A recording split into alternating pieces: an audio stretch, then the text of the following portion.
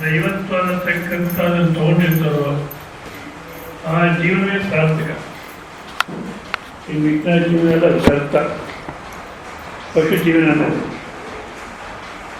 But ನಾವೆಲ್ಲ ತೊಗೊಂಡಿದ್ದೀವಲ್ಲ ದೇವರನ್ನ, ದೇವಸ್ಥಾನಕ್ಕೆ ಹೋಗ್ತೀವಿ, ನಮಸ್ಕಾರ ಹಾಕ್ತೀವಿ, ತಿರುಪ್ತಿ ಹೋಗ್ತೀವಿ ಅಂತಾರೆ. ಯಾವ ಥರ ಇದ್ದೀವಿ, ಯಾವ ಥರ ಇದೆ ಜನ ಅಂದರೆ,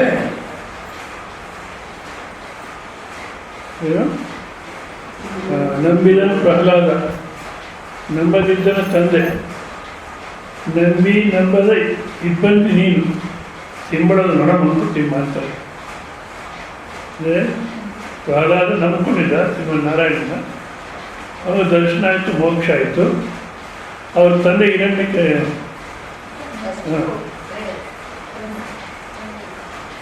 ನಂಬಲಿಲ್ಲ. ಈಗ ಕಂಬದಲ್ಲೋ ಬಿಂಬದಲ್ಲೋ ದರ್ಶನ ಆಯಿತು, ಅವ್ರಿಗೆ ಕಂಬದಲ್ಲಿ ದರ್ಶನ ಆಯಿತು. ನೀನು ನಂಬಿ ನಂಬದ ಇಬ್ಬಂದಿ ನೀನು, ಅಲ್ಲಿ ನಂಬೂ ಇಲ್ಲ, ನಾವು ಇಲ್ಲಿ ಇಲ್ಲ ಅಂತ ಬಿಡೋದು ಇಲ್ಲ. ಯಾಕೆ ನಂಬ್ಕೊಳ್ಳೋಕ್ಕೆ ನೀವು ದೇವ್ರು ಏನು ಮಾಡ್ಕೊಂಡ್ರಿ? ಯಾರು ಸಂತತ್ವಕಾರನ ಹೆಂಡ್ತಿ ಅವ್ರು ಹೇಳೋದಂತೆ, ಸಂತತ್ವಕಾರನಿಗೆ ನಮ್ಮ ತವ್ರ ಮನೆ ಒಂದು ಹೆಮ್ಮೆ ಕೊಟ್ಟಿದ್ದಾರೆ, ಅದರಿಂದ ಜೀವನ ನಡೀತಿದೆ, ನೀವು ಬಿಟ್ಟಲ್ಲಿ ಏನು ಮಾಡ್ತಾನೆ ಅಂತೀವಿ. ಹೋಗಿ ಆ ರೀತಿ ಬಿಟ್ಬೇಡ ಅಂದರೆ ಭಯ. ಹಾಗೇನಾಯಿತು, ನಮ್ಮ ಗಂಟೇನಾಯಿತು, ಹೋಗೋಣ ದೇವಸ್ಥಾನಕ್ಕೆ ಅಂತೀವಿ. ಶುರುವಾಗಿರ್ತಕ್ಕಂಥ ಶ್ರದ್ಧೆ ಬರಬೇಕು. ಅರ್ಥಾರ್ಥಿ ಏನೋ ಒಂದು ಸಾಧಿಸಬೇಕು ಅಂತೀವಿ, ನಮ್ಮಿಂದಲೇ ಸಾಧಿಸ್ಕೊಳ್ಳಿಕ್ಕಾಗಲ್ಲ. ಆಗ ಪರಮಾತ್ಮ ನೀನು ಅನುಗ್ರಹ ಬೇಕು ಅಂತೀವಿ. ಅದು ಪ್ರಾಪ್ತಿ ಆದರೆ ಮತ್ತೆ ದೇವರನ್ನು ಮರಿತೀವಿ, ಸಂಕಟ ಬಂದಾಗ ದೇವರು ಅಂತೀವಿ. ಮತ್ತೆ ಅನುಕೂಲ ಆದರೆ ಯಾವ ದೇವರು ಏನು ಮಾಡೋಕ್ಕಂತೀವಿ. ಆ ಜಿಜ್ಞಾಸಾ ಭಕ್ತಿ ಅಲ್ಲ, ಅರ್ಥಾರ್ಥಿ ಅರ್ಥಭಕ್ತಿ ಜಿಜ್ಞಾಸ ಭಕ್ತಿ ಆಗಬೇಕು. ಜಿಜ್ಞಾಸ ಭಕ್ತಿ ಅಂದರೆ ನಿಜವಾದ ದೇವರು ಅಂದರೆ ಏನು? ಒಂದು ಹರಕೆ ಹೊತ್ಕೊಂಡ್ರೆ, ಒಂದು ಪ್ರಾರ್ಥನೆ ಮಾಡೋದ್ರೇ ಇಷ್ಟೊಂದು ಅನುಕೂಲ ಆಗುತ್ತೆ ಅಂದರೆ ಆ ಪರಮಾತ್ಮನೇ ಪ್ರಾಪ್ತಿ ಮಾಡ್ಕೊಂಡು ಹೇಗಿರುತ್ತೆ ಅನ್ನತಕ್ಕಂಥದ್ದು ಬರಬೇಕು ಅಲ್ಲ. ಆ ಜಿಜ್ಞಾಸ ಭಕ್ತಿ ಮತ್ತು ಪರಾಭಕ್ತಿ, ಶ್ರೇಷ್ಠವಾಗಿರ್ತಕ್ಕಂಥ ಭಕ್ತಿ ಅಂದರೆ ಅಸ್ಮಿನ್ ಪುರುಷಿ ಪರಮ ಪ್ರೇಮ ಸ್ವರೂಪ. ನಮ್ಮಲ್ಲೇ ಇರ್ತಕ್ಕಂಥ ಒಂದು ಚೈತನ್ಯ ಯಾವುದಿದೆಯೋ ಅದರಲ್ಲಿ ನಮಗೆ ಭಾಳ ಪ್ರೀತಿ. ನಾವು ಬೇರೆಯನ್ನೆಲ್ಲ ಪ್ರೀತಿಸ್ತೀವಿ, ಬೇರೆ ವಸ್ತುಗಳು ಪ್ರೀತಿಸ್ತೀವಿ ಅಂದರೆ ನಿಜ ಅದಕ್ಕೋಸ್ಕರ ಅಲ್ಲ. ಇವಾಗ ದುಡ್ಡನ್ನೆಲ್ಲ ಪ್ರೀತಿಸ್ತಾಯಿದ್ರು, ಸಾಕಷ್ಟು 500 ರೂಪಾಯಿ 1000 ರೂಪಾಯಿ ಎಲ್ಲ ಗಂಡಂಗೆ ಗೊತ್ತಿಲ್ಲ ಅನ್ನೋ ಇಟ್ಟಿದ್ರು, ಹೆಂಡತಿಗೆ ಗೊತ್ತಿಲ್ಲ ಅನ್ನೋ ಇಟ್ಟಿದ್ರು, ಗೌರ್ಮೆಂಟ್ಗೆ ಗೊತ್ತಿಲ್ಲ ಅನ್ನೋ ಇಟ್ಟಿದ್ರು. ಹೌದಾ? ಇವಾಗೇನಾಯಿತು? ಅದಕ್ಕೇನೋ ಬೆಲೆ ಇದೆಯಾ? ಆ ಥರ ಪ್ರೀತಿಸ್ತೀವಿ ನಾವು. ಯಾವಾಗ ನಮ್ಗೆ ಅನುಕೂಲವಾಗುತ್ತೋ, ನಮ್ಗೆ ಸಹಾಯಕವಾಗುತ್ತೋ, ಅವರಿಂದ ನಮಗೆ ಸುಖ ಸಿಗುತ್ತೋ ಅದಕ್ಕೋಸ್ಕರ ಪ್ರೀತಿಸ್ತೀವಿ ಅಷ್ಟೇ. ಅವ್ರಿಗೋಸ್ಕರ ಅಲ್ಲ, ಆ ವಸ್ತುಗೋಸ್ಕರ, ದುಡ್ಡನ್ನು ಪ್ರೀತಿಸಲ್ಲ, ನಮಗೋಸ್ಕರ. ಅದೇ ನಾನು ಅನ್ನತಕ್ಕಂಥದ್ದು ಯಾವುದೇ ಅದೇ ಪ್ರಿಯವಾದಂಥ ವಸ್ತು, ನಾವು ಆ ಪ್ರಿಯವಾದಂಥ ವಸ್ತುನ ಮರೆತು ಬಿಟ್ಟು ಇನ್ಯಾವುದನ್ನು ಪ್ರಿಯ ಅಂತ ಮಾಡ್ಕೊಳ್ತೀವಿ. ಇವೆಲ್ಲ ಎಷ್ಟು ಮಾತ್ರ ಪ್ರಿಯ ಅದಾ ಕಾರಣ ಆ ಪ್ರಿಯವಾದಂಥ ವಸ್ತುನ ಅನ್ವೇಷಣೆ ಮಾಡತಕ್ಕಬೇಕು. ಅನ್ವೇಷಣೆ ಮಾಡತಕ್ಕಂಥದ್ದೇನೆ ಭಕ್ತಿ, ಮತ್ತು ಅದರಲ್ಲಿ ನಿಲ್ಲತಕ್ಕಂಥದ್ದು ಪರಾಭಕ್ತಿ ಅನ್ನತಕ್ಕ ನೋಡಿದ್ರೆ ಆ ಭಕ್ತಿ ಅನ್ನತಕ್ಕಂಥದ್ದು ನಮಗೆ ಪ್ರಾಪ್ತಿ ಆದರೆ ಅದರಿಂದ ಜ್ಞಾನನಿಷ್ಠ ಪರಮಾತ್ಮಗೆ ಸಮರ್ಪಣೆ ಮಾಡಿ ಕರ್ಮ ಮಾಡೋದ್ರಿಂದ ಜ್ಞಾನನಿಷ್ಠ ಯೋಗ್ಯತಾ ರಕ್ಷಣಾ ಸಿದ್ಧಿ ಬರುತ್ತೆ. ಅದರಿಂದ ನೈಷ್ಕರ್ಮ ಸಿದ್ಧಿ ಮತ್ತು ಮೋಕ್ಷದಲ್ಲಿ ಪರ್ಯಾಸನವಾಗುತ್ತೆ ಅನ್ನತಕ್ಕಂಥ ನೋಡಿದ್ವಿ. ಈಗ ಆ ಭಕ್ತಿಯನ್ನು ಹೊಗಳಲಿಕ್ಕೋಸ್ಕರ, ಹೊಗಳೋದು ಅಂದರೆ ನಮ್ಮಲ್ಲಿ ಶ್ರದ್ಧೆ ಬರಲಿ ಅನ್ನೋದಕ್ಕೋಸ್ಕರ 18ನೇ ಅಧ್ಯಾಯದ 56ನೇ ಶ್ಲೋಕ.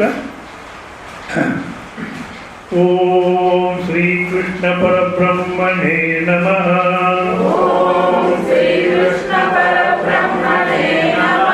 ಶ್ರೀಮದ್ಭಗವದ್ಗೀತಾ ಅಥ ಅಷ್ಟಾದಶೋऽಧ್ಯಾಯः. ಮೋಕ್ಷ ಮೋಕ್ಷಸನ್ಯಾಸಯೋಗಃ ಶ್ರೀಭಗವಾನುವಾಚ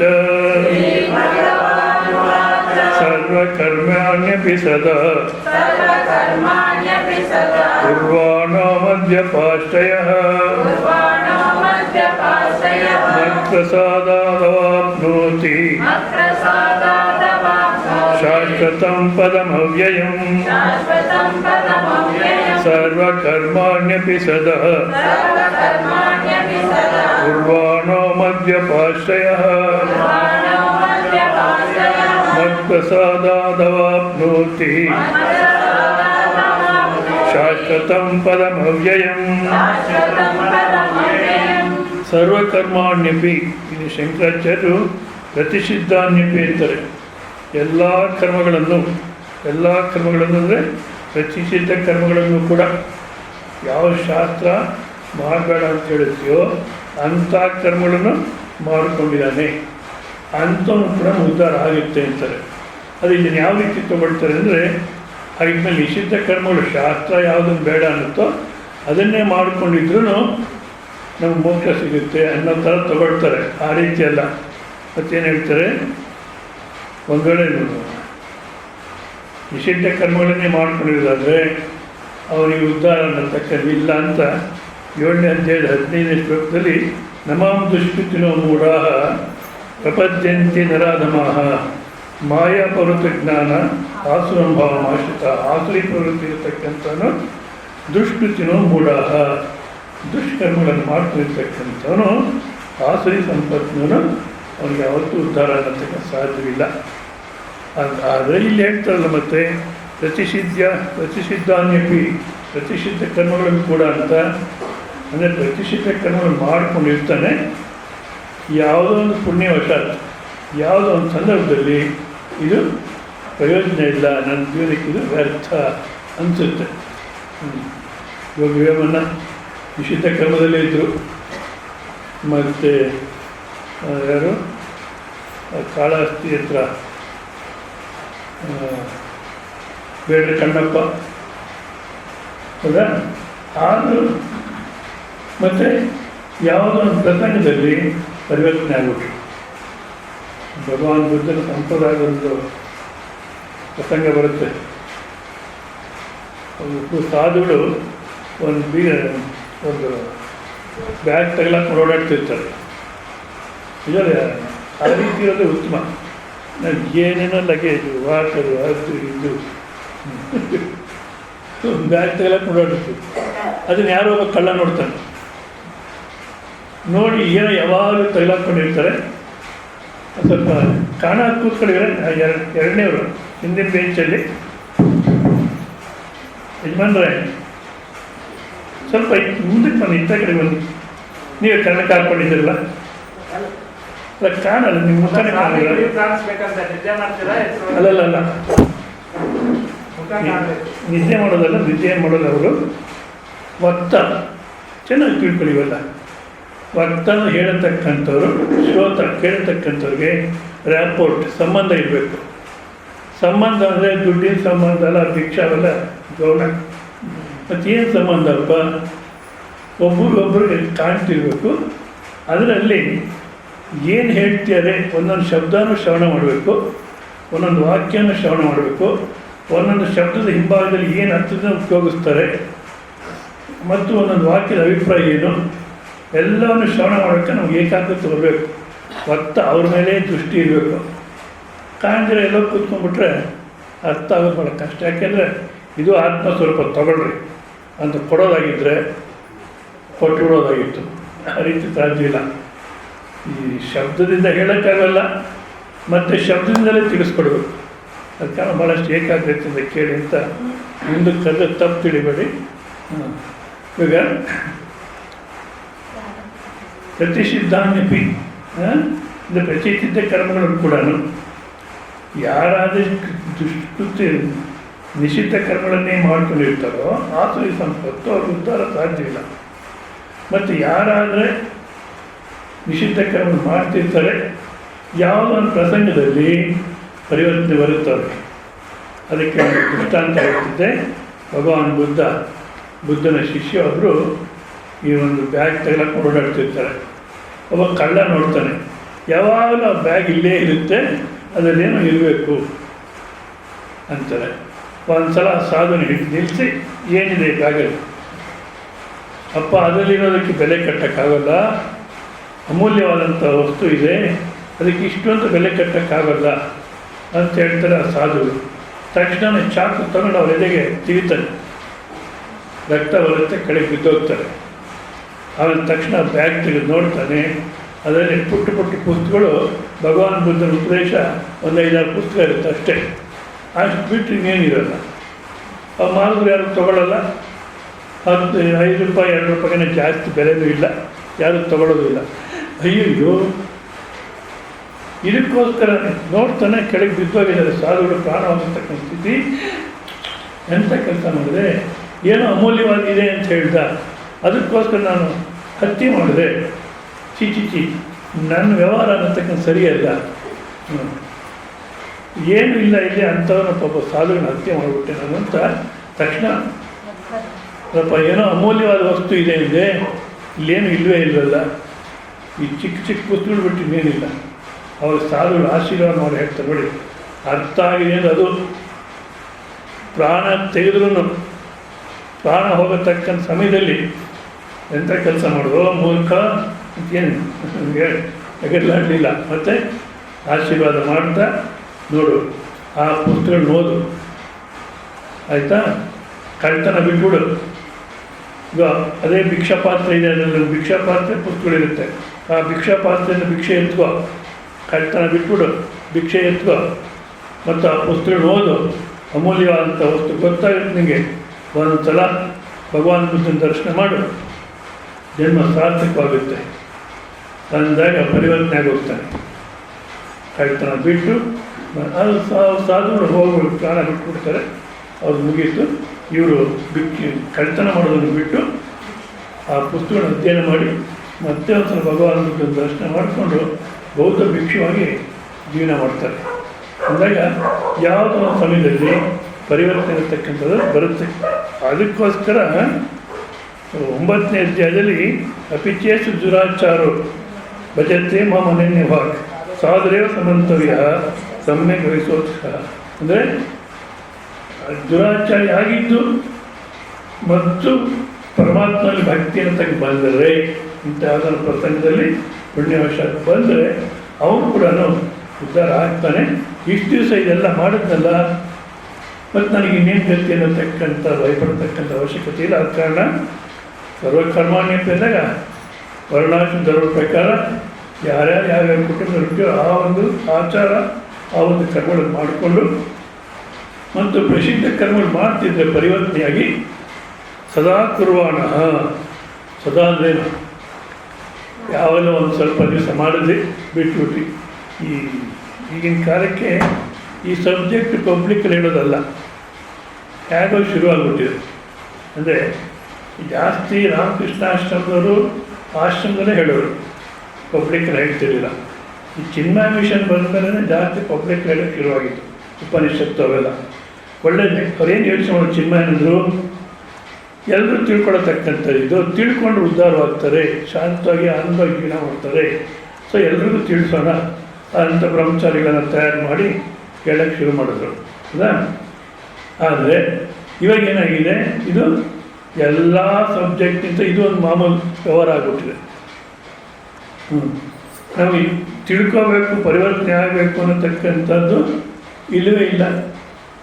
ಆದ ಕಾರಣ ನಾವು ಕೇಳಿದ್ರು ಸುಲಭ ನಮಗೆ ಸಿಗ್ತಾ ಇದ್ರು, ನಾವು ಪರಿವರ್ತನೆ ಆಗಬೇಕು ಅನ್ನತಕ್ಕಂಥ ದೃಷ್ಟಿಯಿಂದ ಕೂತಿದ್ರೇ ಪರಿವರ್ತನೆ ಆಗ್ತೀವಿ ಹೊರತು ಇಲ್ಲಿದ್ರೆ ಇಲ್ಲ. ಆದ ಕಾರಣ ಎಲ್ಲ ಕರ್ಮಗಳನ್ನು ಸರ್ವಕರ್ಮಾಣಿ ಸದಾ ಸದಾ ಅಂದರೆ ಸದಾ ಕಾಲ ಪ್ರತಿ ದಿವಸ ಬಂದರು. ಇಲ್ಲ ನಮ್ಗೆ ಆತ್ಮಜ್ಞಾನ ಆಗಿಬಿಟ್ಟಿದೆ, ನಾವು ಇನ್ಯಾಕೆ ಸಾಧನೆ ಮಾಡಬೇಕು? ಭಾಳಷ್ಟು ಜನ ಹೇಳ್ತಾರೆ, ನಮಗೆ ಆತ್ಮಜ್ಞಾನ ಆಗಿಬಿಟ್ಟಿದೆ, ನಾವು ಯಾಕೆ ಸಾಧನೆ ಮಾಡಬೇಕು ಅಂತ. ಗೃಹಸ್ಥ ಜೀವನದಲ್ಲಿದ್ದರೆ ಭಗವದ್ಗೀತೆನ ಹೇಳುತ್ತೆ, ಲೋಕ ಸಂಗ್ರಹಾರ್ಥ ಕರ್ಮ.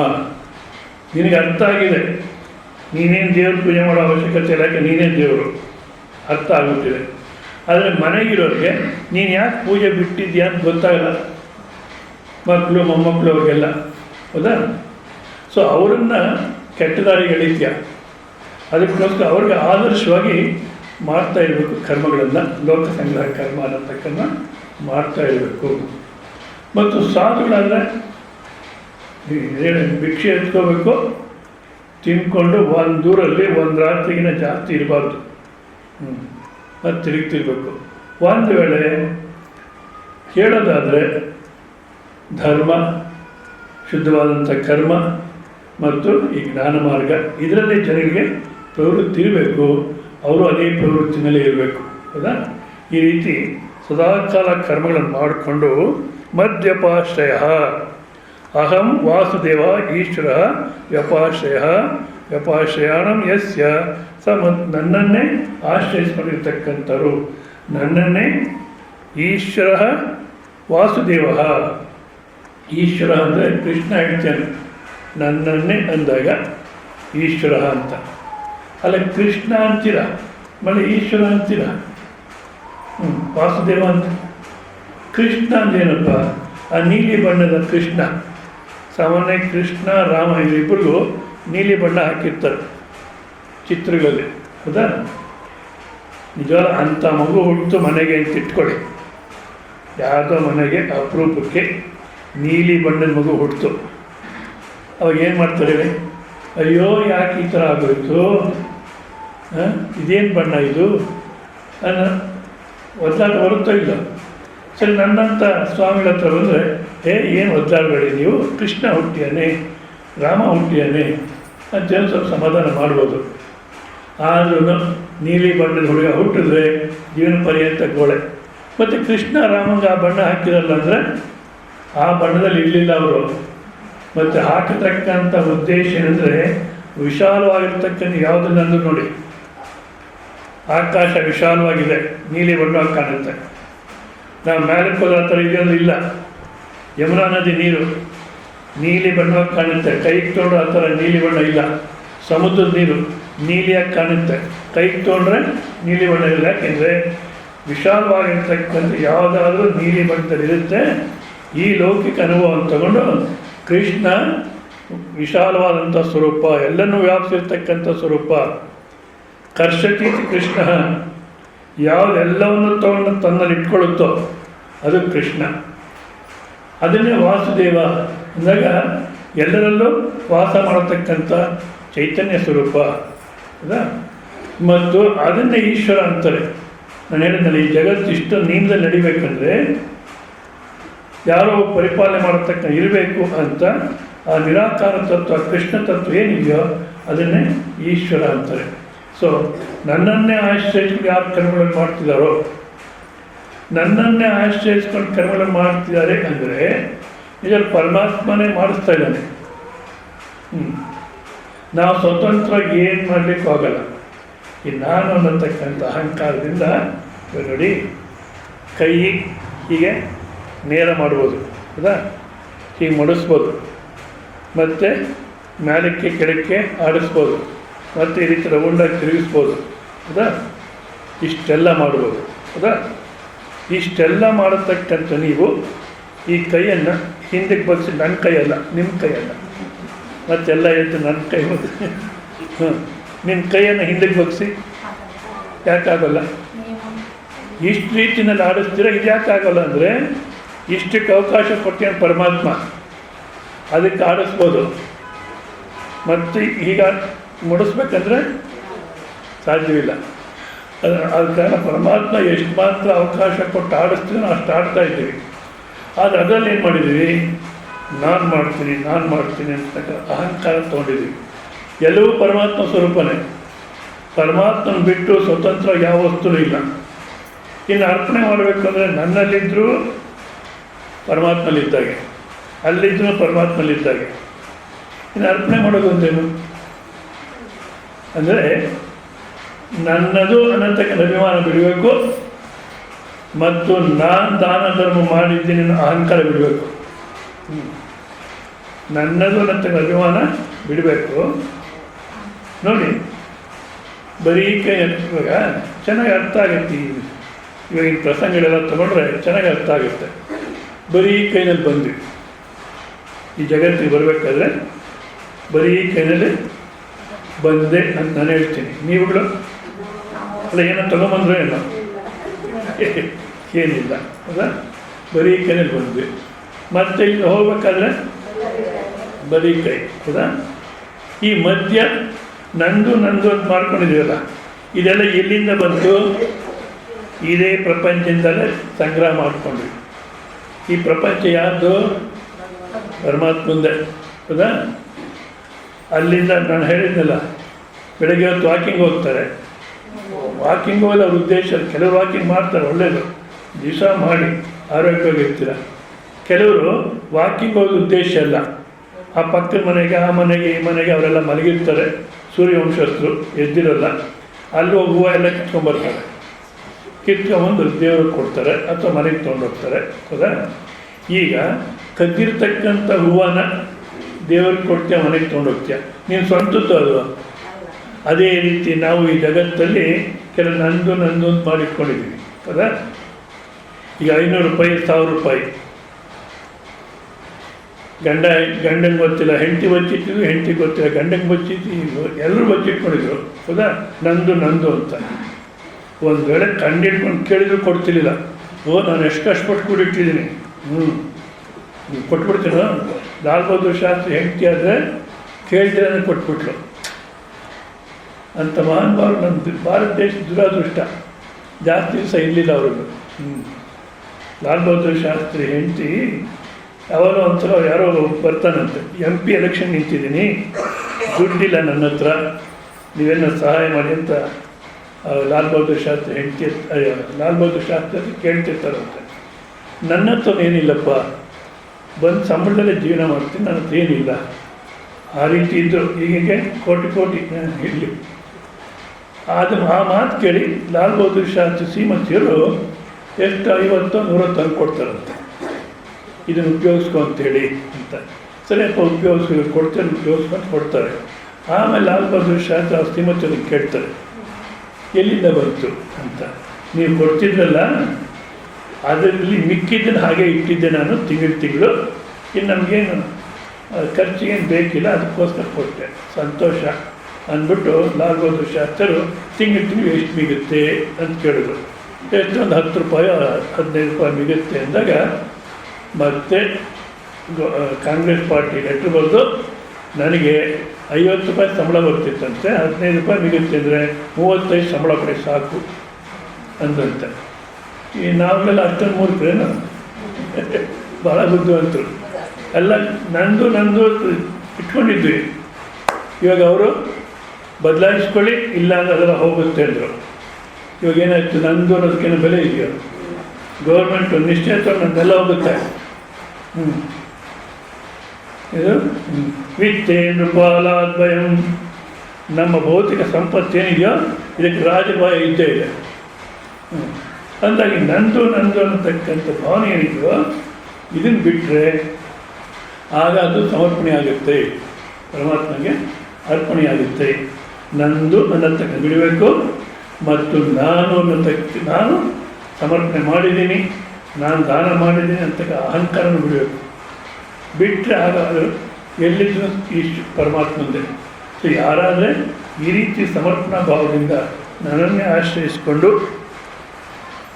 ಮಯ್ಯರ್ಪಿತ ಸರ್ವಾತ್ಮ ಭಾವ ಇತ್ಯರ್ಥಃ, ಅಂದರೆ ವಾಸುದೇವನೇ ಎಲ್ಲವೂ ಎಂಬ ಭಾವದಿಂದ ಕರ್ಮವನ್ನು ಮಾಡುವಾತನು ಸೋಪಿ ಮತ್ಪ್ರಸಾದ ಈಶ್ವರ ಪ್ರಸಾದ ಅವಾಪ್ನೋತಿ ಶಾಶ್ವತಂ ನಿತ್ಯಂ ವೈಷ್ಣವಂ ಪದಂ ಅವ್ಯಯಂ. ಶಾಶ್ವತವಾಗಿರತಕ್ಕಂಥ ನಿತ್ಯವಾಗಿರೋದಂದರೆ ಈ ಪ್ರಪಂಚದ ಎಲ್ಲ ವಸ್ತುಗಳಿಗೂ ಅಸ್ಥಿ ಜಾಯತೆ ವರ್ಧತೆ ವಿಪನ್ನತೆ ಅಪಕ್ಷೀಯತೆ ವಿನಶ್ಯತಿ 6 ವಿಕಾರಗಳು ಬರುತ್ತೆ. ಅಸ್ಥಿ ಸ್ವಲ್ಪ ಕಾಲ ಇದೆ, ಹುಟ್ಟುತ್ತೆ, ಸ್ವಲ್ಪ ಕಾಲ ಇರುತ್ತೆ. ಅಸ್ಥಿ ಜಾಯತೆ ವರ್ಧತೆ ಬೆಳೆಯುತ್ತೆ, ವಿಪನ್ನವಂತೆ ಪರಿಣಾಮ ಬರುತ್ತೆ, ಅಪಕ್ಷೀಯತೆ ಕ್ಷೀಣಿಸುತ್ತೆ, ಮತ್ತೊಂದು ದಿವಸ ನಾಶ ಆಗುತ್ತೆ. ಹೌದಾ? ನೀವು ಯಾವುದೇ ವಸ್ತುಗಳು ತಗೊಳ್ಳಿ, ಶರೀರದಿಂದ ಇಟ್ಕೊಂಡು ಪ್ರತಿಯೊಂದು ಈ 6 ವಿಕಾರಗಳಲ್ಲಿ ಕೊನೆಗೆ ನಾಶ ಆಗುತ್ತೆ. ಆದರೆ ಈ 6 ವಿಕಾರ ಇಲ್ಲದೇ ಇರತಕ್ಕಂಥ ಒಂದು ಸ್ವರೂಪ ನೀವುಗಳು ನಿಮ್ಮಲ್ಲಿದೆ. ಅದು ಯಾವುದಪ್ಪ? ಭಾಳಷ್ಟು ಸಲ ವಿವೇಕ ಮಾಡಿದ್ವಿ. ಆ ನಿದ್ದೆ ಅನುಭವನ ಇವತ್ತು ನಾವು ಯೋಚನೆ ಮಾಡಿದರೆ ಆ ನಿದ್ದೆ ಅಲ್ಲ, ಅದು ಎಲ್ಲ ಇಡೀ ಪ್ರಪಂಚದ ನಿದ್ದೆ ಅನ್ನೋ ಕಾರಣ ನಾವು ನಿದ್ದೆ ಅಂತಿದ್ದೀವಿ. ಆದರೆ ನಿಜವಾದ ನಿದ್ದೆ ಅನ್ನತಕ್ಕಂಥ ವಸ್ತು ಇತ್ತು, ನಿದ್ದೆ ಅನ್ನತಕ್ಕಂಥ ಏನಾದ್ರು ಇತ್ತು ಅಲ್ಲಿದ್ದರೆ ಇಲ್ಲ. ಮತ್ತೇನದು ಪವಿತ್ರ ಅಂತ ಅಸ್ತಿತ್ವ. ಅದು ನೋಡಿ, ನೀವು 10ನೇ ವಯಸ್ಸಲ್ಲಿ ನಿದ್ದೆ ಮಾಡೋದು ಎಷ್ಟು ಆನಂದ, ಇವತ್ತು ನಿದ್ದೆ ಮಾಡೋದು ಅಷ್ಟೇ ಆನಂದ. ಇವತ್ತು ನಿದ್ದೆ ಬರೋಲ್ಲ, ಅದು ಬೇರೆ. ಒಂದು ವೇಳೆ ನಿದ್ದೆ ಮಾಡಿದ್ರೆ 10ನೇ ವಯಸ್ಸಲ್ಲಿ ನಿದ್ದೆ ಮಾಡೋದು ಎಷ್ಟು ಆನಂದನೋ ಇವತ್ತು ಅಷ್ಟೇ ಆನಂದ. ಯಾಕೆಂದರೆ ಅದರಲ್ಲಿ ಏನು ಬದಲಾವಣೆ ಆಗಿಲ್ಲ, ಏನು ಬದಲಾವಣೆನೋ ಆಗಿಲ್ಲ. ಮತ್ತು ಎಲ್ಲ ಇಡೀ ಪ್ರಪಂಚದ ನಾಶ ಆಗುತ್ತೆ. ಪ್ರಳಯ ಆದರೆ ಎಲ್ಲ ಹೊಟ್ಟೋಗುತ್ತೆ. ನಿದ್ದೆಯಿಂದ ಇಡೀ ಪ್ರಪಂಚ ಕಾಣ್ದಿರಾಗುತ್ತೆ. ಕಾಣ್ದಿರಲ್ಲ, ಇಲ್ಲವೇ ಇಲ್ಲ, ಸರಿಯಾಗಿ ನೋಡಿಕೊಂಡ್ರೆ ಅಲ್ಲ. ಆದರೆ ಪ್ರಪಂಚ ಎಲ್ಲ ಕಾಣ್ದಿರಾದ್ರೂ ನೀವು ಇರ್ತೀರೋ ಇಲ್ಲ, ಅಂದರೆ ಏನು ನಿಮ್ಮಲ್ಲಿ ಏನು ಬದಲಾವಣೆ ಇಲ್ಲ. ಮತ್ತು ನೀವೇ ಶಾಶ್ವತ, ನಿತ್ಯ ಶಾಶ್ವತ ವೈಷ್ಣವ ಪದಂ. ಆ ನಿದ್ದೆನಲ್ಲಿ ಇದ್ರಿ, ಹೌದಾ? ಎಲ್ಲಿಂದ ತನಕ ಇದ್ರಿ? ಎಷ್ಟು ಅಗಲ, ಎಷ್ಟು ಉದ್ದ, ಎಷ್ಟು ಎತ್ತರ ಹೇಳಿ ನೋಡೋಣ. ಯಾಕೆ? ವಿಶಾಲವಾಗಿರ್ತಕ್ಕ ಅಖಂಡ ಸ್ವರೂಪ, ಇಡೀ ಪ್ರಪಂಚನ ವ್ಯಾಪಿಸ್ಕೊಂಡಿರ್ತಕ್ಕಂಥ ಸ್ವರೂಪ, ಅದು ವೈಷ್ಣವ ಪದಂ ಅಂದರೆ. ವ್ಯಾಪಕತ್ವಾತ್ ವಿಷ್ಣು, ಎಲ್ಲವನ್ನೂ ವ್ಯಾಪಿಸ್ಕೊಂಡಿದೆ. ಆದ ಕಾರಣ ಅದನ್ನು ವಿಷ್ಣು ಅಂತಾರೆ. ಅಂಥ ಪದವಿಯನ್ನು, ಪದಂ ಅವ್ಯಯಂ, ನಾಶ ಇಲ್ಲದೆ ಇರತಕ್ಕಂಥ ಆ ಪದವಿಯನ್ನು ಪಡಿತಾನೆ ಯಾರಾದರೆ ಎಲ್ಲ ಕರ್ಮಗಳನ್ನು ಪರಮಾತ್ಮ ಅರ್ಪಣೆ ಮಾಡಿ ಅಲ್ಲ, ಆ ಶುದ್ಧವಾದಂಥ ಅಂತಃಕರಣ ಅಂತ ತಯಾರು ಮಾಡಿಕೊಂಡು ಶ್ರವಣ ಮಾಡಿ ಶರೀರ ಇಂದ್ರಿಯ ಬುದ್ಧಿ ಮನಸ್ಸು ಅಹಂಕಾರ ಎಲ್ಲವೂ ನಾನಲ್ಲ. ಯಾಕೆಂದ್ರೆ ಹಾಕ್ಕೊಡ್ತಾ ಇದ್ದೀನಿ. ಸ್ವಲ್ಪ ನೀವು ಅನುಭವ ನೋಡ್ಕೊಳ್ಳಿ ದಿನನಿತ್ಯ. ಈಗ ಮಲಗ್ತೀರ, ಚೆನ್ನಾಗಿ ಊಟ ಮಾಡಿದ್ರೆ ಮಲಗಿದ್ರಿ, ಅದು ಕಾರಣ ನಿದ್ದೆನೂ ಚೆನ್ನಾಗಿ ಬಂತು. ಒಂದು ಕನಸು ಬಿತ್ತು, ಆ ಕನಸಿನಲ್ಲಿ ಮತ್ತೆ ಇನ್ನೊಂದು ಶರೀರ, ಹೌದೌದು. ಇವಾಗ ನೀವು ಯಾವ ಶರೀರ, ಅಲ್ಲಿದ್ದಾಗ ಅದನ್ನೇ ನಾನು ಅಂತೀರ, ಇಲ್ಲಿದ್ದಾಗ ಇದೆ. ಇವಾಗ ಆ ಶರೀರ ನೀವು, ಈ ಶರೀರ ನೀವು, ಯಾವ ಅವಸ್ಥೆಯಲ್ಲಿ ಅದು ನಮ್ಮದು ಅಂತೀವಿ, ಆಮೇಲೆ ಪಡ್ಕೊಡ್ತೀವಿ.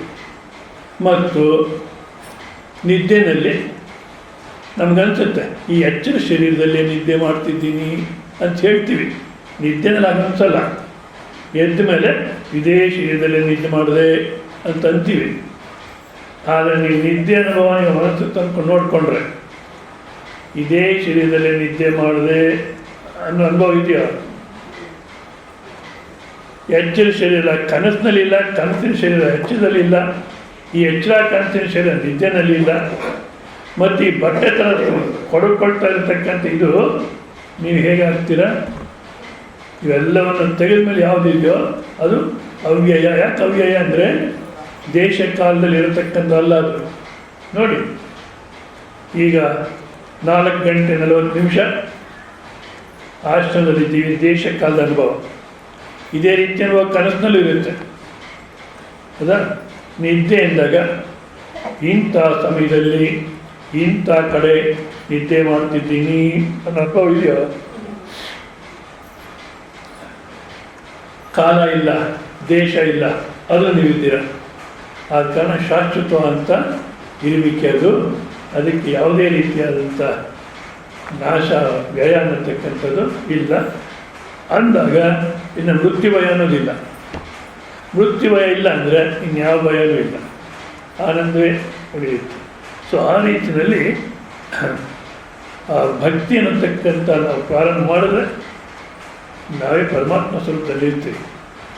ಭೋಜನದಳು ಪರಮ ಭೋಜನ ಪರಬ್ರಹ್ಮರತ ಯಾಚಸಲ್ಕೆ ನಿರ್ಪುರದುಂಡ ಬಳಿಕ ತ್ಯಾಜ್ಯ ತ್ಯಾಜಕ ಸಂತ್ಯಾಜ್ಯ ಭೇದಗಳನ್ನಿದು ರಾಜ ನೀಂದಕ್ಕೆಲ್ಲ ಮಂಕುತಿಮ್ಮ. ಇಡೀ ಪ್ರಪಂಚಕ್ಕೆ ರಾಜ ನೀನು ಅಂತಾರೆ. ಅಂಥ ಒಂದು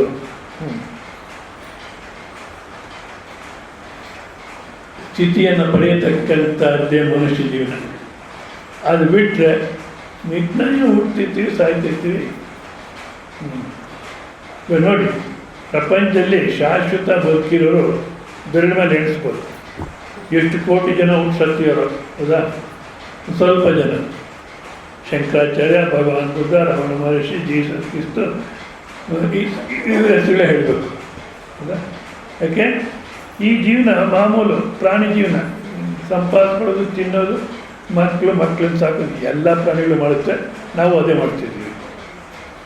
ಸೊ ಆ ಪರಮಾತ್ಮ ಸ್ವಲ್ಪ ಸ್ಥಿತಿ ನಿಲ್ಲತಕ್ಕಂಥದ್ದೇ ಮನುಷ್ಯ ಜೀವನದ ಲಕ್ಷ್ಯ ಅನ್ನತಕ್ಕಂಥ ಹೇಳಿ ಈಗ ಮತ್ತೆ ಅರ್ಜುನಿಗೆ ಉಪದೇಶ ಮಾಡ್ತಾ 57ನೇ ಶ್ಲೋಕವನ್ನು ನೋಡಿ.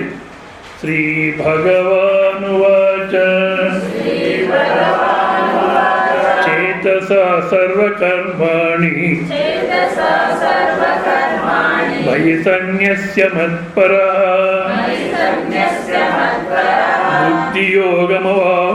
ಬುದ್ಧಿಯೋಗಮಪಾಶ್ರಿತ್ಯ ಮಚ್ಚಿತ್ತ ಸತತಂ ಭವ ಚೇತಸ ಸರ್ವಕರ್ಮಾಣಿ ಮಯಿ ಸನ್ಯಸ್ಯ ಮತ್ಪರಃ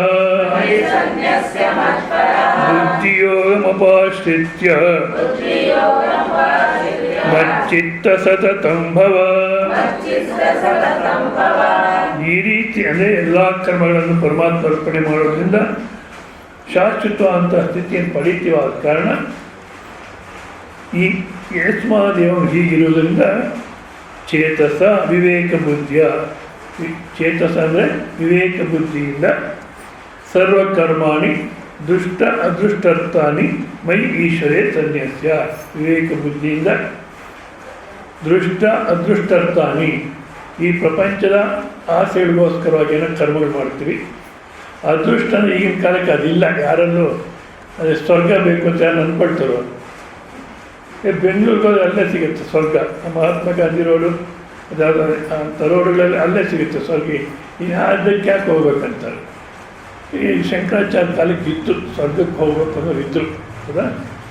ಒಂದು ವೇಳೆ ಇಹಲೋಕದ ಯಾವ ಆಸೆ ಬೇಕು ಅಂತ ಕರ್ಮಗಳು ಮಾಡ್ತಿರೋ, ಪರಲೋಕಕ್ಕೋಸ್ಕರ ಏನು ಕರ್ಮಗಳು ಮಾಡ್ತಿರೋ ಅದನ್ನು ಮೈ ನನ್ನಲ್ಲಿ ಅಂದರೆ ಈಶ್ವರನಲ್ಲಿ ಸನ್ಯಾಸ್ಯ ತ್ಯಾಗ ಮಾಡಿ.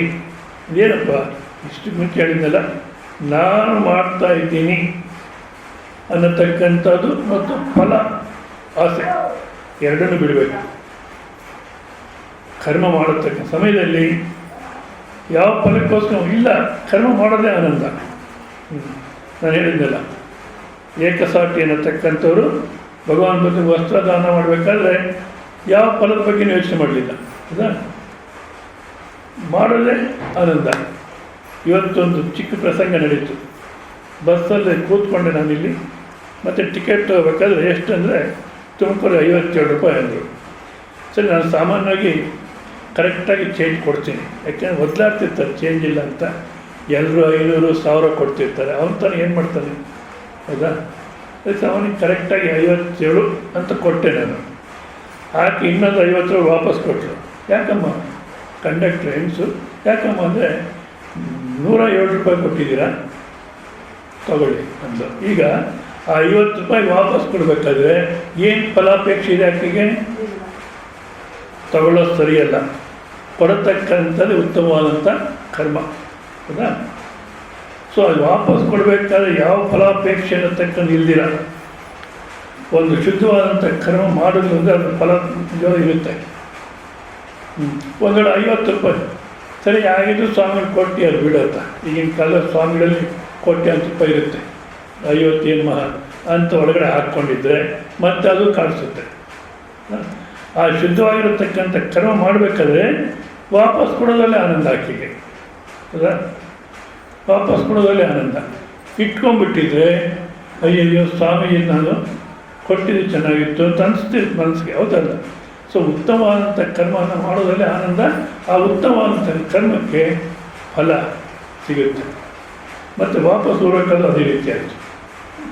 ಅದು ಇನ್ನೊಬ್ಬ ಕಂಡಕ್ಟರ್ ಯಾಕೇನು ಹೇಳಿದೆ, ಅದೇ ತುಮಕೂರು ಒಂದು ಟಿಕೆಟ್ ಕೊಡಮ್ಮ ಅಂದೆ. ನೀವು ಸೀನಿಯರ್ ಸಿಟಿಸನ್ ಅಂದು ಅದೆಲ್ಲ ಏನಿಲ್ಲಮ್ಮ, ಯಾಕೆಂದರೆ ಆಕೆ ಅಂತ ಹೇಳೋಕ್ಕಾಗಲ್ಲ, ನೀನು ಅಲ್ಲ ಅಂತ ಹೇಳೋಕ್ಕಾಗಲ್ಲ.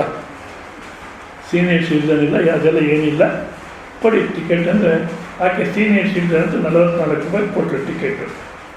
ಅಮ್ಮ ಸೀನಿಯರ್ ಸಿಟಿಸನ್ ಅಲ್ಲ ಅಂತ ಹೇಳಿದೆ ನಾನು, ಯಾಕೆಂದರೆ ಗೌರ್ಮೆಂಟ್ ರೂಲ್ಸ್ ವಿರೋಧ ಹೋಗ್ಲಿಕ್ಕೆ ನಾನು ಇಷ್ಟಪಡಲ್ಲ, ಮೋಸ ಮಾಡೋಕ್ಕೆ. ನನ್ನ ಹತ್ರ ಆಧಾರ್ ಕಾರ್ಡು ಇಲ್ಲ ರೆಡಿಯಾಗಿ, ಮತ್ತು ಅದೇನೋ ಪಾಸ್ ಗೀಸ್ ಏನಿಲ್ಲ, ಮತ್ತು ನೀವು 57 ರೂಪಾಯಿ ತೊಗೊಂಡು ಫುಲ್ ಟಿಕೆಟ್ ಕೊಡಿ, 44 ಬೇಡ ಅಂದೆ. ಸ್ವಾಮೀಜಿ ನನಗೇನೋ ಆ ರೀತಿ ಕೊಡಬೇಕು ಅನ್ನಿಸ್ತು, ಕೊಟ್ಟೆ, ಇರಲಿ ಬಿಡಿ ಅಂದರು. ಅಲ್ಲಮ್ಮ ಮತ್ತೆ ಯಾರನ್ನ ಚೆಕ್ಕಿಂಗ್ ಬಂದು ರಾಮಾಯಣ ಅಂದರೆ ಅದೇನಾಗಲ್ಲ, ಇಟ್ಕೊಳ್ಳಿ, ನನಗೇನೋ ಆ ರೀತಿ ಕೊಡಬೇಕು ಅನ್ನಿಸ್ತು ಅಂದರು. ಯಾವ ಫಲದಿಂದ ಮಾಡಿ ಅನ್ನೋದು ಏನು ಫಲ ಇಲ್ಲ ಅಲ್ಲಿ, ಹೌದಾ, ಫಲದಾಸೆ ಏನಿಲ್ಲ. ಸೊ ಈ ರೀತಿ ಶುದ್ಧವಾದಂಥ ಕರ್ಮ ಮಾಡಬೇಕಾದ್ರೆ ಶುದ್ಧವಾದಂಥ ಕರ್ಮಗಳು, ಧಾರ್ಮಿಕವಾದಂಥ ಕರ್ಮಗಳು ಮಾಡೋದ್ರಲ್ಲೇ ಆನಂದ. ಏನು ಸಿಗುತ್ತೆ ಆ ಪ್ರಶ್ನೆ ಇರಬಾರ್ದು. ಆಗ ಆ ಕರ್ಮಗಳು ಉನ್ನತವಾದಂಥ ಫಲವನ್ನು ಯಾವುದೋ ಜನ್ಮದಲ್ಲಿ ಅಥವಾ ಈ ಜನ್ಮದಲ್ಲೇ ನಮಗೆ ಕೊಡ್ಬೋದು. ಆದ ಕಾರಣ ನಾವು ವಿವೇಕ ಬುದ್ಧಿ ಅಂದರೆ ಆಗಲೇ ಹೇಳಿದೆ, ನಮ್ಮಲ್ಲಿ ಉಸಿರಾಟ ನಡೀತಿದೆ, ಆದ ಕಾರಣ ಕರ್ಮ ಮಾಡಲಿಕ್ಕೆ ಸಾಧ್ಯವಾಯಿತು. ಉಸಿರಾಟ ಯಾರ ಇಚ್ಛೆಯಿಂದ ನಡೀತಿದೆ? ಯಾರ ಇಚ್ಛೆಯಿಂದ ಉಸಿರಾಟ ನಡೀತಿದೆ? ಯಾವುದೋ ಒಂದು ಶಕ್ತಿ ನಡೆಸ್ತಾ ಇದೆ. ಆಹಾರ ಜೀರ್ಣ ಆಗಿ ರಕ್ತ ಮಾಂಸಗಳ ಪರಿವರ್ತನೆ ಆಗಿ, ಹೌದಾ, ಪರಮಾತ್ಮ ಮುಖ್ಯವಾದ್ದೆಲ್ಲ ತನ್ನ ಕೈಯಲ್ಲಿ ಇಟ್ಕೊಂಡ್ಬಿಟ್ಟಿಯಾನೆ. ನಮ್ಗಳ ಕೈ ಕೊಟ್ಟರೆ ಈ ಭಾಳ ಕಿತಾಪತಿ ಮಾಡ್ತಾರೆ ಇವರು, ಹಾಳು ಮಾಡ್ಕೊಳ್ತಾರೆ ಅಂತ ತಾನೇ ಇಟ್ಕೊಂಡು ಉಸಿರಾಟ ನಮ್ಮ ಕೈ ಕೊಟ್ಟಿದ್ರೆ ಎಷ್ಟು ಸಲ ಮರ್ತೋಗ್ತಿದ್ವು. ಮನೆಗಿರೋದು ಡೌಟು, ಮರ್ತೋಗಿದನೋ ಸತ್ಯನೋ, ಎತ್ತು ಹಾಕೋದೋ ಬೇಡವೋ, ಹೌದಾ.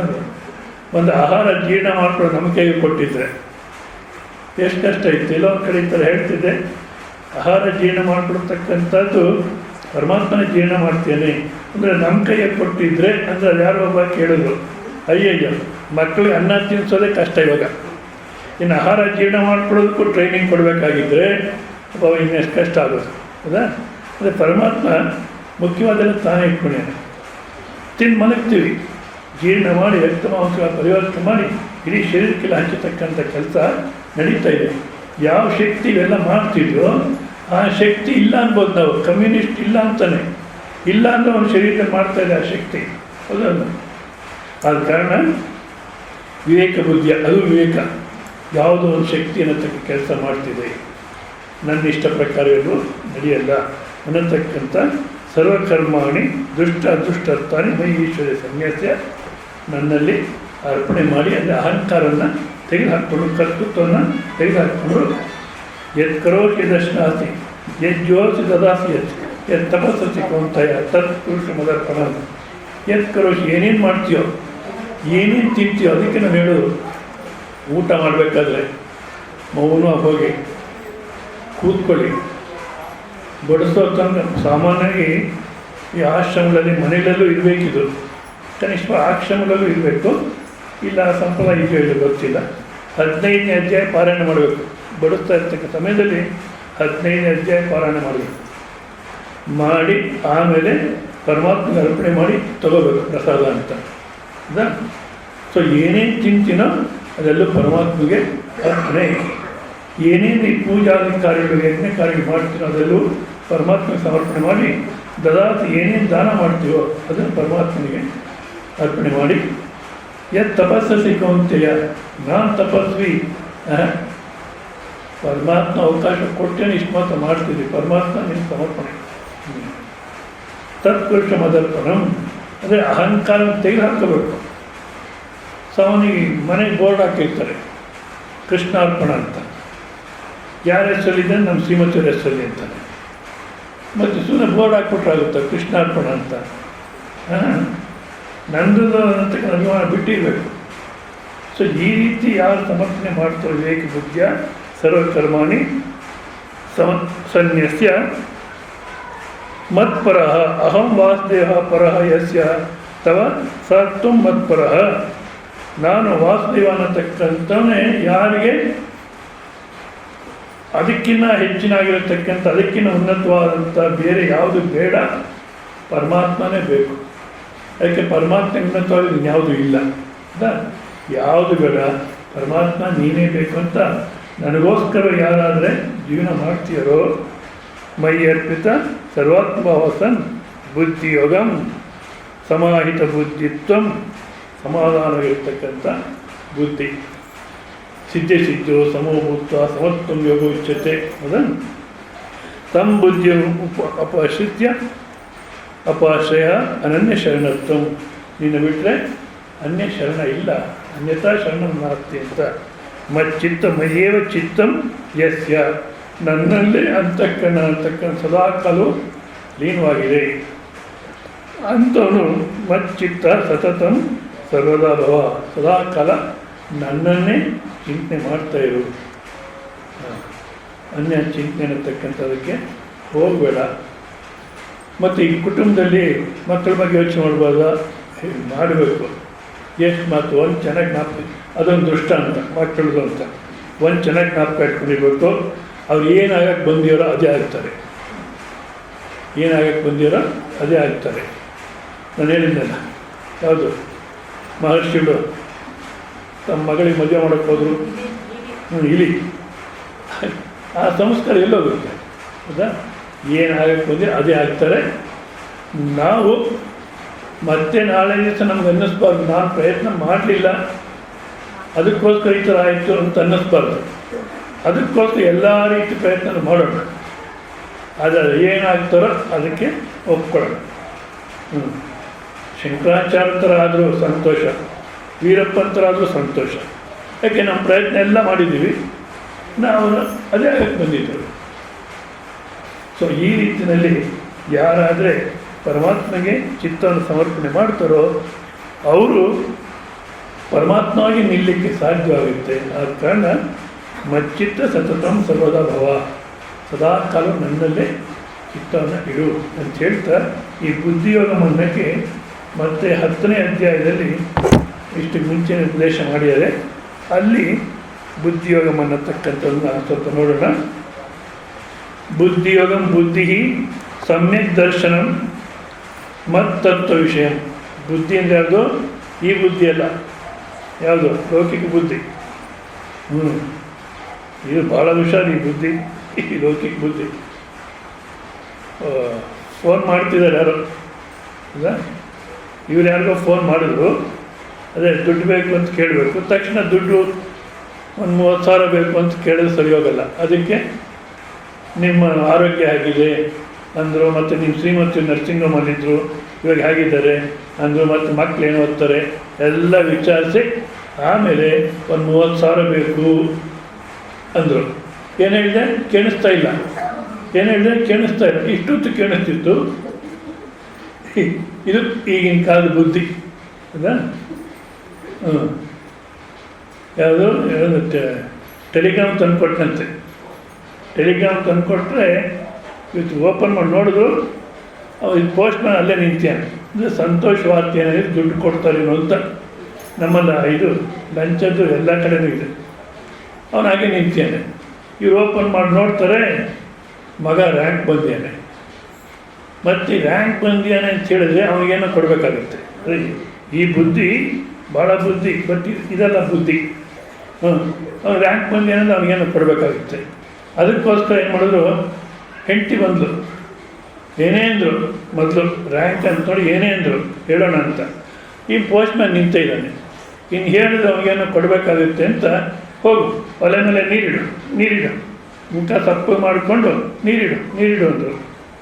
ಯಾರು ಸತ್ತೋಗಿದಾರೋ ಏನೋ ನೀರಿಡು ಅಂತಾರೆ ಅಂತ ಆಕೆ ಸ್ವಲ್ಪ ಸತ್ಮುಖ ಮಾಡ್ಕೊಂಡು ಒಳಗಡೆ ಹೋದ್ರು.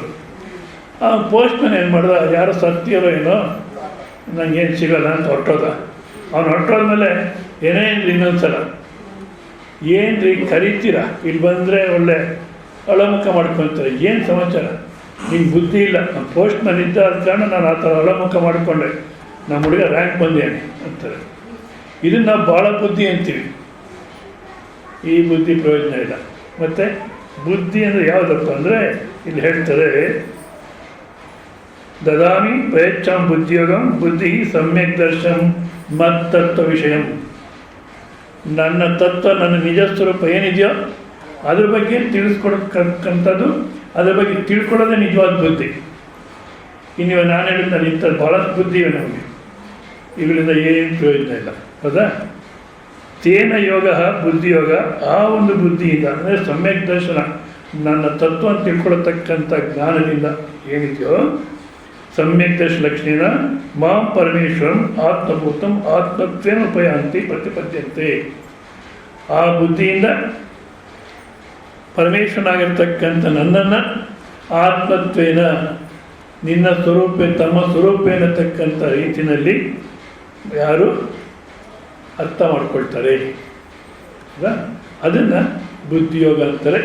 ಅದನ್ನು ಯಾವ ರೀತಿ ಕೊಡ್ತೀನಪ್ಪ ನಾನು ಅಂದರೆ ಜ್ಞಾನದೀಪೇನ ಭಾಸ್ವತ, ಜ್ಞಾನದೀಪ ಅನ್ನತಕ್ಕಂಥದ್ರಿಂದ ನಿನಗೆ ಅದನ್ನು ಕೊಡ್ತೀನಿ ಅಂತ. ಈ ಜ್ಞಾನದೀಪನ ಒಂದು ಸ್ವಲ್ಪ ಚೆನ್ನಾಗಿ ಅರ್ಥ ಮಾಡ್ಕೊಳ್ಳೋಣ. ಯಾಕೆಂದ್ರೆ ಸಾಮಾನ್ಯವಾಗಿ ಧ್ಯಾನಕ್ಕೆ ಕೂತ್ಕೊಂಡ್ರೆ ಜ್ಯೋತಿ ಕಾಣಬೇಕು ಅಂತಾರೆ. ಧ್ಯಾನಕ್ಕೆ ಕೂತ್ಕೊಂಡ್ರೆ ಜ್ಯೋತಿ ಕಾಣಬೇಕು, ಜ್ಯೋತಿ ಕಂಡ್ರೆ ಅವನಿಗೆ ಮೋಕ್ಷ ಆಗುತ್ತೆ ಅಂತ. ನಿಜವಲ್ಲ, ಅದರಲ್ಲಿ ಭಾಳಷ್ಟು ತಪ್ಪಭಿಪ್ರಾಯವೆ. ಯಾಕೆಂದರೆ ಒಂದು ಜ್ಯೋತಿ ಯಾವಾಗ ಕಾಣುತ್ತಪ್ಪ ಅಂದರೆ ಈ ಸೈಂಟಿಸ್ಟ್ ಅನ್ವೇಷಣೆ ಮಾಡಿ ಹೇಳ್ತಾರೆ. ಇವಾಗ ಒಂದು ರೂಮಲ್ಲಿ ಗಾಳಿ ಆಡ್ದಿರ, ಹೊಸ ಗಾಳಿ ಆಡ್ದಿರ, ಎಲ್ಲ ಬಾಗಿಲು ಕ್ಲೋಸ್ ಮಾಡಿಬಿಟ್ಟು ಕೂತಿದ್ರೆ ಅಲ್ಲಿರತಕ್ಕಂಥ ಗಾಳಿಯಿಂದ ನಾವು ಉಸಿರಾಡಲಿಕ್ಕೆ ಆಕ್ಸಿಜನ್ ಉಪಯೋಗಿಸ್ಕೊಳ್ತೀವಿ. ಆಕ್ಸಿಜನ್ ಉಪಯೋಗಿಸ್ಕೊಂಡು ನೈಟ್ರೋಜನ್ ಆಸ್ಪೆಕ್ಟ್ ಜಾಸ್ತಿ ಆಗುತ್ತಂತೆ. ಆಕ್ಸಿಜನ್ನು ನೈಟ್ರೋಜನ್ ಎರಡೂ ಇರುತ್ತೆ. ಆಕ್ಸಿಜನ್ ನಾವು ಉಸಿರಾಡಕ್ಕೆ ಉಪಯೋಗಿಸಿ ಹೊಸ ಬೇರೆ ಗಾಳಿ ಬರ್ತಿಲ್ಲ. ಅವಾಗೇನಾಗುತ್ತೆ, ಆಕ್ಸಿಜನ್ ಆಸ್ಪೆಕ್ಟ್ ಕಮ್ಮಿ ಆಗುತ್ತೆ, ನೈಟ್ರೋಜನ್ ಆಸ್ಪೆಕ್ಟು ಜಾಸ್ತಿ ಆಗುತ್ತೆ. ಆವಾಗ ನೈಟ್ರೋಜನ್ನೇ ಜ್ಯೋತಿಯಾಗಿ ಕಾಣುತ್ತಂತೆ.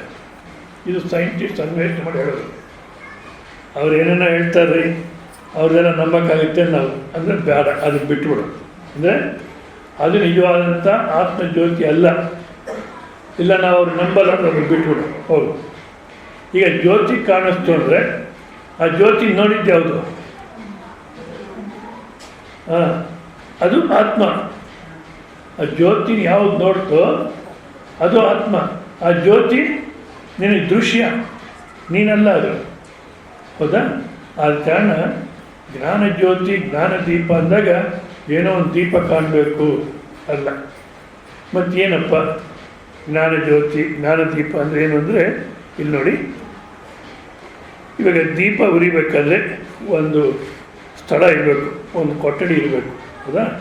ಯಾವುದು ಜ್ಞಾನ ದೀಪಕ್ಕೆ ಯಾವುದು ಕೊಠಡಿ, ಯಾವುದು ಸ್ಥಳ ಅಂದರೆ ವಿಷಯ ವ್ಯಾವೃತ್ತ ಚಿತ್ತ ರಾಗದ್ವೇಷ ಆಕಲುಷಿತ ನಿವಾತ ಅಪವರ್ಕಸ್ತೇನ. ವಿಷಯ ವ್ಯಾವೃತ್ತ, ವಿಷಯದಿಂದ ಬಿಡುಗಡೆಯಾಗಿ ರಾಗದ್ವೇಷವಿಲ್ಲದೆ ಇರತಕ್ಕಂಥ ಅಂತಃಕರಣ ಯಾವುದಿದೆಯೋ ಅದು ಜ್ಞಾನದೀಪ ಉರಿಲಿಕ್ಕೆ ಸ್ಥಳ. ಅರ್ಥವಾಗುತ್ತೆಯಾ? ಅಂತಃಕರಣ ಶುದ್ಧವಾಗಿರಬೇಕು, ಅದು ಜ್ಞಾನದೀಪ ಉರಿಲಿಕ್ಕೆ ಸ್ಥಳ ಆಯಿತು. ಮತ್ತು ದೀಪಸ್ತಂಭ ಯಾವುದು? ಇಲ್ಲಿ ಒಂದು ದೀಪಸ್ತಂಭ ಇಟ್ಟಿರ್ತೀವಿ. ಅದು ಜ್ಞಾನದೀಪಕ್ಕೆ ಯಾವುದು ದೀಪಸ್ತಂಭ? ಅಂತ ಶುದ್ಧವಾದಂಥ ಅಂತಃಕರಣ ಸ್ಥಳ. ವಿರಕ್ತ ಅಂತಃಕರಣದಾನೇನ, ವೈರಾಗ್ಯದಿಂದ ಕೂಡಿರತಕ್ಕಂಥ ಅಂತಃಕರಣ ದೀಪಸ್ತಂಭ. ಹೌದಾ? ಮತ್ತು ದೀಪ, ಇವಾಗ ಸ್ಥಳ ಇದೆ, ಅಲ್ಲೊಂದು ದೀಪಸ್ತಂಭ ಇದೆ. ಬತ್ತಿ ಯಾವುದು? ಬತ್ತಿ ಅಂದರೆ ಬ್ರಹ್ಮಚರ್ಯಾದಿ ಸಾಧನ ಸಂಸ್ಕಾರ ಪ್ರಜ್ಞಾವರ್ತಿನ. ಬ್ರಹ್ಮಚರ್ಯ ಮುಂತಾದ ಸಾಧನೆಯನ್ನು ಮಾಡಿ ಏನು ಅಂತಃಕರಣ ಶುದ್ಧತೆಯನ್ನು ಪಡೆದಿದೆಯೋ ಅದು ಬತ್ತಿ. ಹೌದಾ? ಮತ್ತು ದೀಪ ಉರಿಬೇಕಾದ್ರೆ ಗಾಳಿ ಇರಬೇಕು. ಈ ಜ್ಞಾನದೀಪ ಉರಿಬೇಕಾದ್ರೆ ಯಾವುದು ಗಾಳಿ ಅಂದರೆ ಮದ್ಭಾವನಾ ಅಭಿನಿವೇಶವಾತಾರಿತೇನ, ನನ್ನಲ್ಲೇ ಮನಸ್ಸು ಲಗ್ನವಾಗಿರ್ತಕ್ಕಂಥ, ನನ್ನ ಭಾವನೆಯೇ ಪ್ರಧಾನವಾಗಿರತಕ್ಕಂಥದ್ದು, ಜೀವನದಲ್ಲಿ ಪರಮಾತ್ಮನೇ ಬೇಕು ಅನ್ನತಕ್ಕಂಥದ್ದು ಏನಿದೆಯೋ ಅದು ದೀಪ ಉರಿಲಿಕ್ಕೆ ಗಾಳಿ. ಹೌದಲ್ಲ?